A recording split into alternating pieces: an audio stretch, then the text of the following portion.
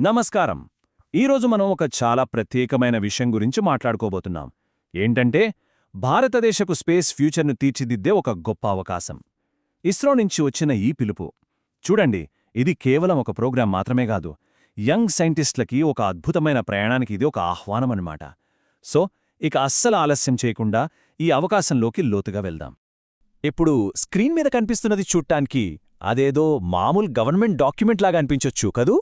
కానీ ఈ అక్షరాల వెనుక యువ విద్యార్థుల జీవితాల్నే మార్చేగల ఒక పెద్ద సాహసానికి పిలుపుంది.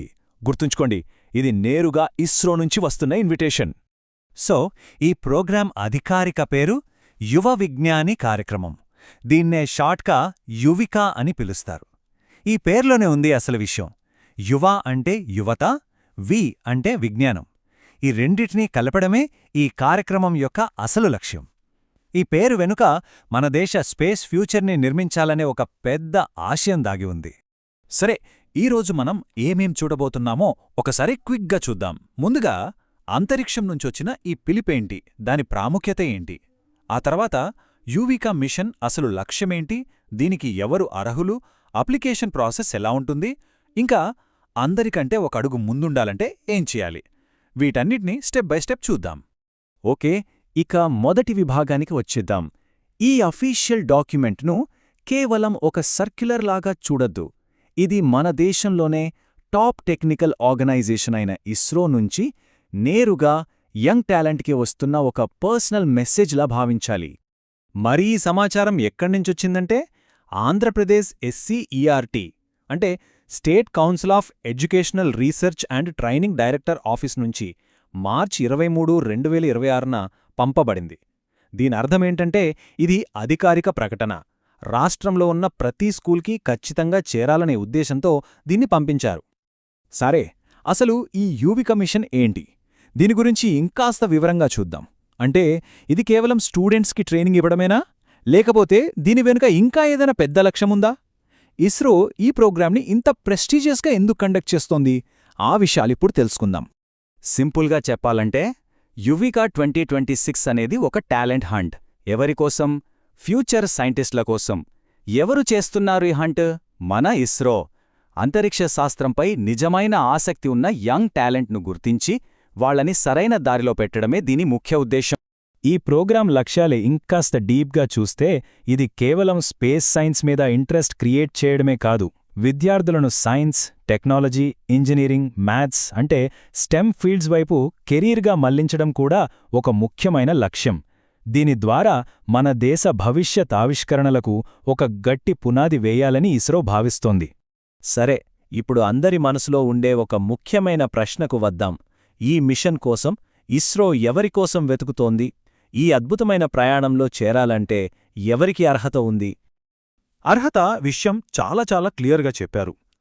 ప్రస్తుతం ఎవరైతే 9వ తరగతి చదువుతున్నారో ఆ విద్యార్థులు మాత్రమే దీనికి అప్లై చేయగలరు. ఇది చాలా స్పష్టమైన నియమం, ఇందులో ఎలాంటి కన్ఫ్యూజన్ లేదు. అయితే ఇక్కడే ఈ ప్రోగ్రాంలోని ఒక గొప్ప విషయముంది. సెలక్షన్లో కొన్ని ప్రత్యేక ప్రాధాన్యతలిస్తున్నారు.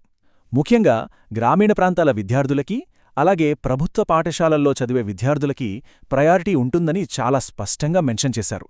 అంటే టాలెంట్ ఎక్కడున్నా దాని వెలికి తీయాలన్నదే ఇస్రో ఆలోచన. ఓకే, అర్హత ఉంది, చాలా మంచిది. మరి అప్లై చేయడం ఎలా? అప్లికేషన్ ప్రాసెస్ ఏంటి? ఇప్పుడు ఆ వివరాలు చూద్దాం. ఈ మిషన్ని స్టార్ట్ చేయడానికి ఇది ఫస్ట్ స్టెప్, సో జాగ్రత్తగా గమనించండి. ఈ ప్రాసెస్లో స్కూల్ పాత్ర చాలా ముఖ్యం. ముందుగా హెడ్ మాస్టర్లు అర్హులైన విద్యార్థులను గుర్తించి వాళ్లకు గైడెన్స్ ఇస్తారు. ఆ తర్వాత విద్యార్థులు ఇస్రో అఫీషియల్ వెబ్సైట్లోకి వెళ్లి ఆన్లైన్లో అప్లై చేయాలి. అక్కడ ప్రిన్సిపల్ సంతకం కోసం ఒక బోనఫైడ్ సర్టిఫికేట్ డౌన్లోడ్ చేసుకోవాలి. దానిమీద సంతకం పెట్టించుకొని రిజిస్ట్రేషన్ టైంలో అప్లోడ్ చేయాల్సి ఉంటుంది. సో స్టూడెంట్, స్కూల్ ఇద్దరూ కలిసి పనిచేయాలి. ఈ తేదీని బాగా గుర్తుపెట్టుకోండి, మార్చి 31, 2026. అప్లై చేయడానికి ఇదే లాస్ట్ డేట్. టైం చాలా తక్కువ ఉంది, కాబట్టి అస్సలు ఆలస్యం చేయకుండా వెంటనే అప్లికేషన్ ప్రాసెస్ స్టార్ట్ చేయడం చాలా ముఖ్యం. Don't miss it. రైట్, ఇప్పుడు చాలా ఇంట్రెస్టింగ్ పాయింట్కొచ్చాం. 1000 మంది అప్లై చేస్తారు. మరి వాళ్లందర్లో మన అప్లికేషన్ స్పెషల్గా కనిపించాలంటే ఏం చేయాలి? ఎలా మనల్ని మనం ప్రూవ్ చేసుకోవాలి, అప్లికేషన్ను స్ట్రాంగ్గా మార్చడానికి కొన్ని టిప్స్ ఈ డాక్యుమెంట్లోనే ఉన్నాయి. అవేంటో ఇప్పుడు చూద్దాం. ఇక్కడ చూడండి, చాలా క్లియర్గా ఉంది. కేవలం మార్కులు మాత్రమే కాదు, సైన్స్ ఫేర్స్లో పార్టిసిపేట్ చేసినా, ఒలింపియాడ్స్లో పాల్గొన్నా, స్పోర్ట్స్లో ఉన్నా లేదా ఇతర కో-కరిక్యులర్ యాక్టివిటీస్లో యాక్టివ్గా ఉన్నా వీటన్నిటికీ సెలక్షన్లో స్పెషల్ వెయిటేజ్ ఉంటుంది. అంటే ఇస్రో కేవలం చదువు మాత్రమే కాదు, ఒక ఓవరాల్ పర్సనాలిటీకి వాల్యూ ఇస్తోంది. ఈ డాక్యుమెంట్ చివర్లో ఉన్న ఈ మాటలు చూడండి. Treat this reference as most urgent. దీన్నే అత్యంత అత్యవసరం అని భావించమంటున్నారు. ఇది కేవలం ఒక సూచన కాదు, ఒక ఆదేశం లాంటిది. అంటే ఈ అవకాశం ఎంత ముఖ్యమైనదో, సమయం ఎంత విలువైందో దీని ద్వారా అర్థం చేసుకోవచ్చు. సో ఫైనల్గా మనం అర్థం చేసుకోవాల్సిన విషయం ఏంటంటే, యువిక అనేది కేవలం ఒక 2 వారాల ప్రోగ్రాం కాదు. ఇది సైన్స్ అండ్ టెక్నాలజీ రంగంలో ఒక గొప్ప భవిష్యత్తుకు పునాది వేసే ఒక లాంచ్ ప్యాడ్. కాబట్టి ఈ ప్రశ్నతో ఈ విశ్లేషణను ముగిద్దాం. అంతరిక్ష పరిశోధనలో తర్వాతి గొప్ప అధ్యాయం ఎవరి పేరు మీద లిఖించబోతోంది? ఈ అవకాశం చాలా మంది కలలకు రెక్కలు తొడగగలదు. బహుశా మన దేశపు నెక్స్ట్ స్పేస్ హీరో ఇప్పుడు ఇది చూస్తున్న వాళ్లలోనే ఎక్కడో ఉండి ఉండొచ్చు. ఏమంటారు?